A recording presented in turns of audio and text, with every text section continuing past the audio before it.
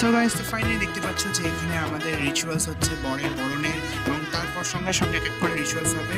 Till and অবধি তোমরা সকলে দেখো। এলো এলো এলো কি গধূলি জীবনে, ডানা মেলে 100টা প্রজাপতি মনে।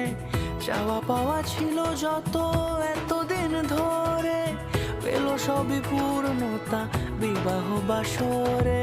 বেঁধেছি তোমাকে এই 7 পাকে, 4 হাত যেন এক হয়ে থাকে।